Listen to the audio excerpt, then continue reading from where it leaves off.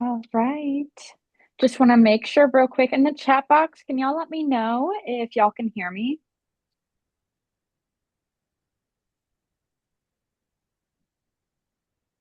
Awesome. So I will give it one more minute to everybody to start joining, and then I will say my opening spiel, and then I will hand the floor over to Yejin.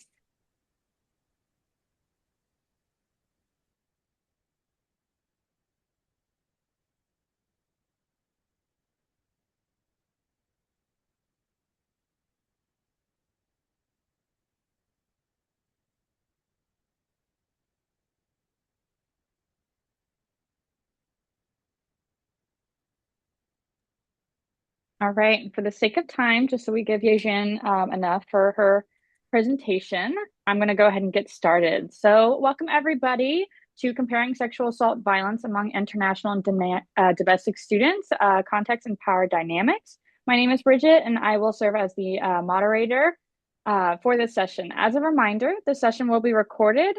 All recordings will be available to you through the app for 3 months. So, that's going to be through the Whova app. It will be available to everyone for the next 3 months. As you watch this session, we ask that you please use the Whova engagement features. If you look to the right of the screen, you will see the Q&A tab. Please make sure that for all questions so that I can see them is in the Q&A tab. And then for all other side chat conversations, keep that in the chat box. That way I can make sure that I'm trying to get as many questions answered as possible. All participants are muted and cannot unmute unless the presenter or host unmutes you. You can also select live transcription is available for live audio captioning and full transcript.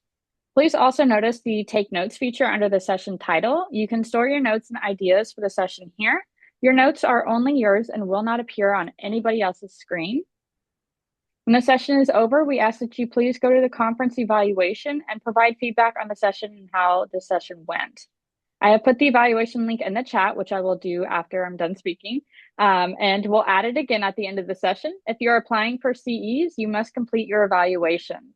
All right, so we're now ready to begin. And I believe Joyce has already started recording.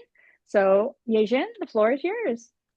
Thank you very much, Bridget. Hello, everyone. My name is Yejin. I use she, her pronouns.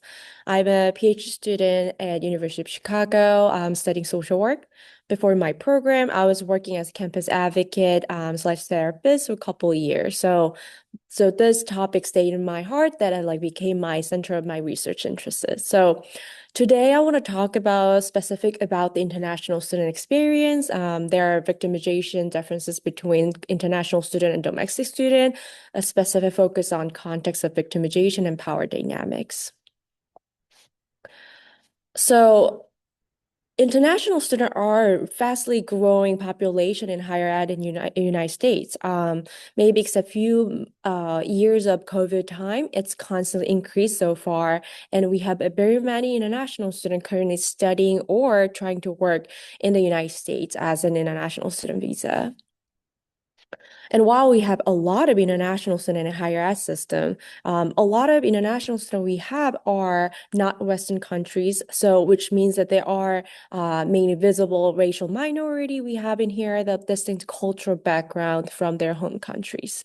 So that giving us the context of like this international student with a specific need and unique perspective in terms of the resource on campus, how they're experiencing campus life. However, the current literature on campus sexual violence a lot of time dismisses the interests of international students so far.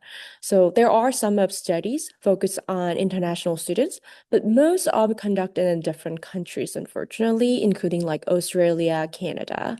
There are very few limited studies conducted in the United States context, and they reported mixed finding about their prevalence of international student prevalence of campus sexual violence.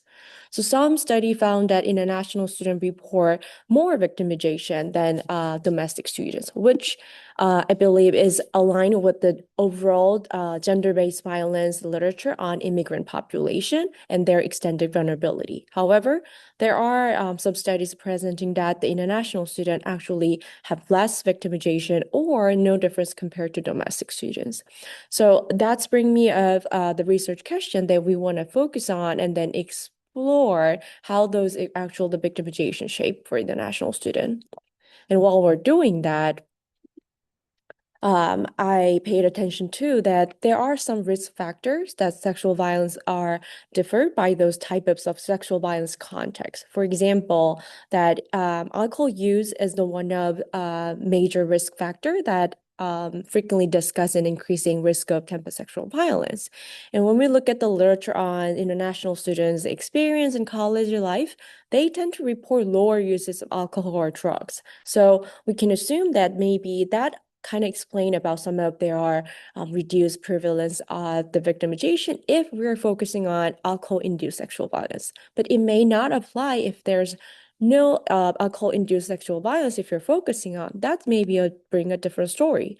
And same with the risky sexual behavior, which is also the one of the predominant risk factor that bring in a campus sexual violence. Then international student and their school adjustment campus life, it also say that they are less likely to involve in any sexual or romantic relationship compared to domestic student. So we can see that that's also plays some pictures on partner-related sexual violence, but maybe when we focus on non-partner sexual violence, that can bring another context of their prevalence and how that difference is experienced with domestic students. With that note, the research question that I brought in this study that today I'm presenting is first, do international students experience campus sexual violence differently from or compared to domestic students? And all those differences persist after controlling for demographic characteristics such as gender, race, student classification such as undergrad or grad students. And I want to also see that our international student that less likely report alcohol involved sexual assault than domestic student, and if that's a different from non-alcohol involved sexual assault. And are internationals less likely to report partner sexual violence? Or is that different from non-partner sexual assault? So those are my research questions. I wanted to share the finding with you all. So the theory that I'm relying on here is intersectionality and lifestyle theory. So in summary, that I want to see that international student as an immigrant or with the facing as a racial minority, they might bring in some of the extended vulnerability they bring in a campus sexual violence and then in terms of the perspective intersectionality. While life story style theories explain about high risk routine exposure can bring a greater victimization risk. So relying on existing literature about less alcohol, less dating, that might explain something about maybe reduced prevalence. So I bring in both sides of the theory to see the findings that we have in here. For the study sample that I use the data from campus climate survey that you may already kind of familiar about. So it's a national level studies that collect the data from a lot of universities and a lot of students in as a sample. And here's the more of detailed information about measures analysis. I'm always happy to answer. But for now, that since with the limited time, I'll focus on the result with the time. So with a study sample that at first I wanted to reiterate that domestic and then international student in this national level study of campus climate survey, they're a very distinct group. For example, domestic students are mainly white, internationals are mainly Asian. And domestic students are majority are the undergrad students, and international student a lot of time they are graduate students. And those are the distinction that also explain that why I wanted to put those demographic information as a control to see that actually the international student status explain anything. So here's the main result I wanted to share with you. So according to the study that I did, an international student was associated with lower odds of experiencing sexual assault, sexual harassment, and intimate partner violence. I couldn't find a difference in the stalking. So I found this is interesting. They have a less odd of it reporting the victimization.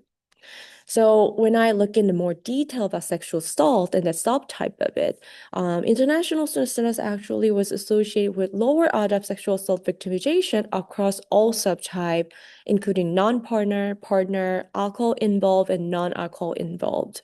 And that's also the result is after controlling all those demographic variables that race, gender, sexual orientation, student classification, and year in school, which is freshman, second year, and all that.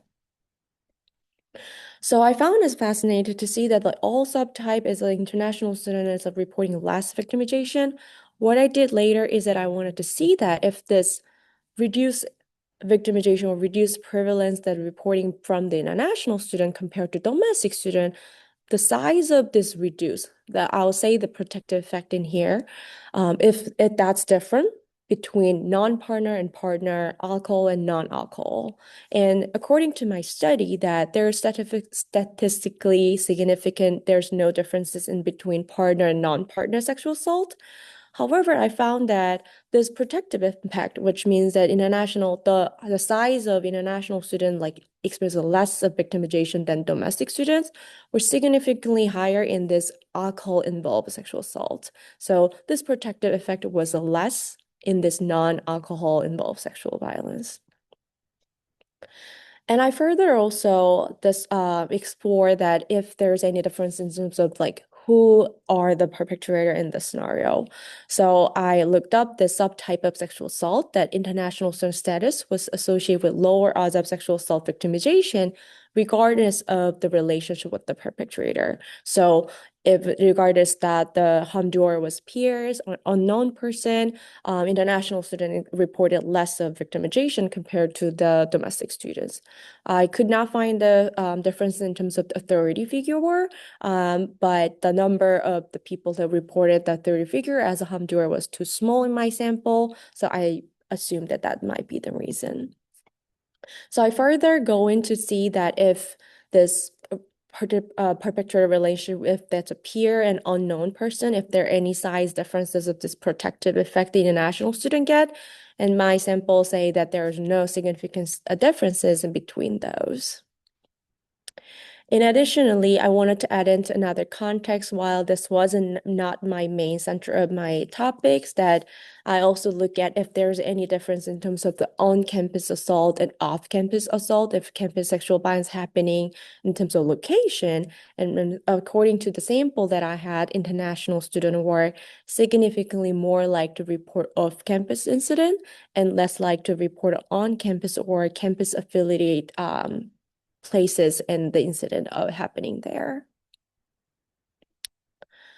So in conclusion, what I really wanted to highlight with this data that I have is that international students are a distinct student group because of their characteristic. They might the racially different group, they might more graduate students that you are having here. And with this all things, and then they have some predominant like the risk factor, they might less exposed to the drinking, less exposure to the risky sexual behavior, but overall, my sample show that they are less likely to report the campus sexual violence victimization compared to the domestic students.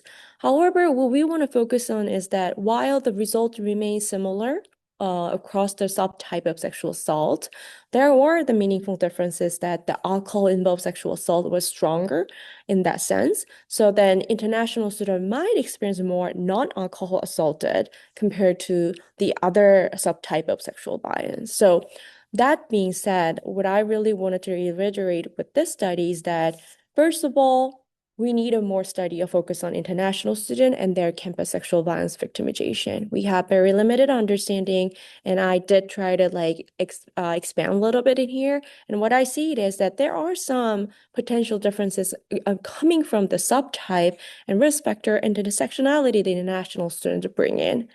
For the practitioner, I wanted to also share is that this tailored prevention programming to this social context where international students are most vulnerable can be really beneficial, that we have to really planning this prevention program tailored to the international student, this extended the risk they're facing could be really beneficial to serving international students on campus. So that's all I have. I prepared for today. And on Thursday, I wanted to continue to talk about international student experience and their help-seeking behavior. Thank you so much for listening. Awesome. Thank you, Yijin.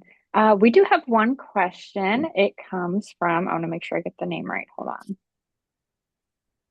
Alexandra Gonzalez. So she asked, do you have any hypothesis around what factors are contributing to their likelihood to report on-campus violence versus on-campus violence? Thank you so much for the question. So In terms of like this study that I have a data with, it was mainly focused on the campus sexual violence, which means that the home drawer was affiliated with somehow the campus partners, so whether that's student, faculty, but actually some of the literature beyond that, just overall experience of campus students on campus, international student, they might face some of like harassment, regarded as sexual, the racial harassment or sexual harassment, unpleasant experience and discrimination from the community. So that might tell us that they might have an extended risk experience, a risk factor that when they are outside of campus, for example, they're living off campus, not on the campus side, they're maybe working in some other places, that can bring some of those extended risk that they're facing that beyond this protected bubble of campus side. But again, a lot of the limited literature that I have in here, I think that's still the hypothesis you asked, but I think it's really worth it to explore.